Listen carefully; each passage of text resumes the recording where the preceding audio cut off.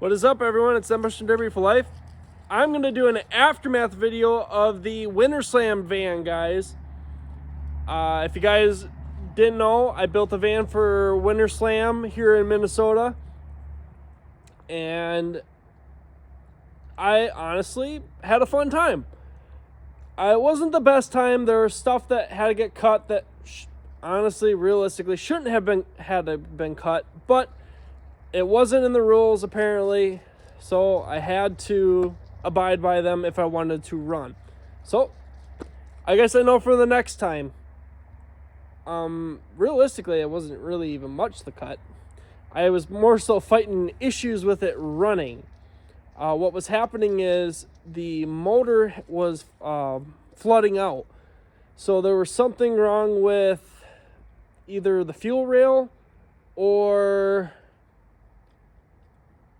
something along the line of maybe electrical, like computer issues, like is making it spray too much, but I'm guessing something with the fuel rail.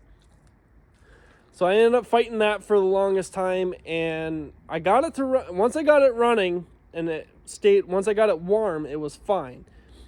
I ended up taking 6 out of 14 vans, guys. Basically the whole motor dropped out in the front, because you couldn't change out any motor mounts, nothing. It had to be bone stock. Stuff that I wish you could have changed out the aluminum motor mounts, so that way they don't break, and case in point, the motor falls out. But you guys ready to see? This is the Calvan 2.0. That's the paint theme that I went with. I wanted to do something simple, easy, and realistically, this didn't take that long at all. So like I said, when I got to the Derby, I actually had driven the van onto the trailer that morning, got to the Derby, went to start it on the trailer, and it flooded out. I knew exactly what it was as soon as it happened. I basically popped all the spark plugs out, cranked it over a bunch of times, and I managed to get it to run after fighting it for like half hour, 45 minutes to an hour. And then, as you can see, I had to cut my front bumper off, guys.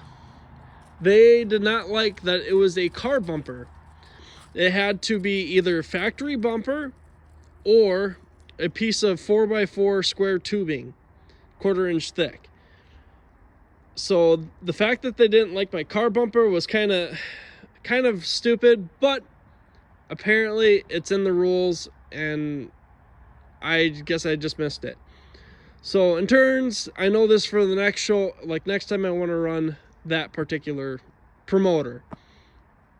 But realistically, she's junk. I could fix every single motor mount, and like I said, every single motor mount. If you take a look, the motor had dropped down. Normally the motor sits up about flush with the bottom of that cowling, or dash, whatever you want to call it. It had dropped, the front motor mount dropped, both side ones broke, and yeah, it basically dropped out from underneath it. Radiator might be okay yet, but I have not really dug into it. In turns, what happened when the motor dropped, it pulled the throttle wide open. This was connected yet, but it had pulled the throttle wide open, and I was going back and forth, and I turned my wheel just enough where it popped the CV shaft out. I did end up taking a good lick on this side, bent the strut right over, so that didn't help either on pulling the shaft out. So as soon as I turned, I was done. I used the front end once. Of course, I'm not going to use it just because of no bumper. So that was the bumper there. Capital City Carnage, guys. Video on that soon, very, very soon. Because I am actually running out of time on getting that thing completely done. There's only about a week yet. yeah, a week today, or a week. So today is Wednesday, tomorrow's Thursday. So I leave Thursday to head down to Capital City Carnage, guys. So I got a week. Something else that happened. Yeah, the tilt had sheared off in this. So I was fighting that, and then the seat, which I thought actually broke, ended up adjusting. The lever somehow got nudged or whatever, and it broke, and my seat like went all the way back. So I was sitting way far back and trying to hold on to the steering wheel, and I had a ratchet strap in here too, but the strap broke. So the strap broke, and then the seat went weird, and then this I was trying to hang on to the steering wheel, which I ended up breaking that just because I was hanging on to it. Did take a pretty good door ding too here. I actually did not see this one coming, and when I say this, when I got hit here, I physically went ugh, because I got the wind almost knocked out of me. I thought that was kind of funny when I did that, but yeah, I physically did not see that coming, and it got me good. If you hadn't noticed, I already had starting to throw some scrap odd and ends in here, and gas tank's gone, battery box is gone. I was starting to pull this thing apart, and I was like, oh, I should probably do an aftermath before I forget about it. Hatch kind of went straight in. 9 wires holding. I don't know how I feel how this went in the back. It definitely started going kind of kittywampus. It's dog tracking really bad. As you can see here, this leaf here is buckled really hard, and it started to do it on the other side too. But I mean, it's starting to go up and it's starting to roll. So I don't know. It'd be kind of nice to figure out how to get that not to do that. I know a lot of you guys say take the hatch off, don't run the hatch, but I feel like the hatch helps. Like it helps suck it all in. I don't know. That's just my thought process. Couple good door dings here. I ate passenger door got eaten alive. Yeah, she got tweaked pretty hard. She's all up in that bar.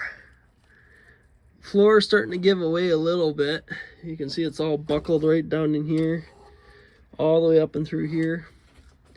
So that was nice. I ended up welding my battery box in, so I think that maybe helped. As you can kind of see here, that's where it buckled, and that's where it was welded in. So maybe that little bit of like welding that battery box in made it so it didn't buckle more. I don't know. It was goofy. Yeah, you can see here too, just all along that seam, and it's starting to buckle, give away down here. Seam starting to pull apart. Now that driver's side virtually hasn't really moved all that much. I'm trying to not favor the passenger side so much, but I think with how everything went with me losing my stability sitting in that seat really played the factor on how everything went, because I was fighting not to get hurt. That was my big issue, is I was trying my hardest not to hurt myself. But yeah, that's pretty much it, guys. This van does still run. I couldn't see myself spending all the time trying to pull this thing back together to run it one more time. And then I'd have to weld the bumper back up front. I'd have to somehow pull this rear end out. And fighting all the motor mounts, replacing the strut. Like, there's a lot of work that I would have had to do to this just for it to something to break again, something stupid to break. And in turns, I didn't really want to do that. And honestly, it took me no time to build this, and I just don't really see the point in fixing it. I mean, yeah, I really could have, but just to spend that time on it again, I couldn't see myself doing it. I'll pull this thing, finish pulling this thing apart. I've already cut the cat out of it. I'll probably pull a few odd and end things, probably leave the motor go, training go. I think I popped a hole in the training too, so that's another thing I had to fix. Yeah, so you just kind of got to look at what you have to do to get it back into the ring. I mean, realistically, I couldn't see myself doing it. It just physically was too far gone for me to put my time into it again. That's what my opinion is. And I got bigger fish to fry here, so stay tuned for a video on the Capital City Carnage van, guys. I will give a update on that. It is basically done, other than finishing up a few things on paint, and hopefully no other odd and end crap to do. But there you go, guys. There is an aftermath video of the Cal van, Winter Slam van, guys. So thank you guys for watching my videos. I appreciate it. I have been fighting sickness the last couple weeks. I'm starting to get over it. I'm still got coughing up crap and whatnot, so and I've been hauling in a lot of junk too. So now I got a few stuffers. I got this van, and then one or two, and then a truck, and then one more car. And I sold off a lot of my stuff, guys. I sold my Toyota Camry wagon. That's gone, so I won't be running that any, guys. Long gone. I also had a Ford Taurus I sold, and yeah, I'm kind of downsizing on stuff, trying to get rid of stuff I probably won't touch for a long time. And I've kind of figured out what I want to stick with. If I find some odd ducks, I might run them, but for the most part, I sold basically everything and anything that I physically didn't want. Camry wagon, yeah, I did really kind of want to run it, but I just didn't really see myself putting the time into it. But thank you guys again for supporting me on this channel. I've been really slacking on videos. I just posted the Blizzard Bass trip. If you guys haven't seen it, go check it out. It was a very fun trip. Took me forever to get it uploaded because for some reason YouTube was being a pain. So it's up now. So if you guys want to check out what I did on that trip, go see that. But thank you guys so much for supporting this channel. I appreciate every one of you guys. We'll catch you guys all in the next video.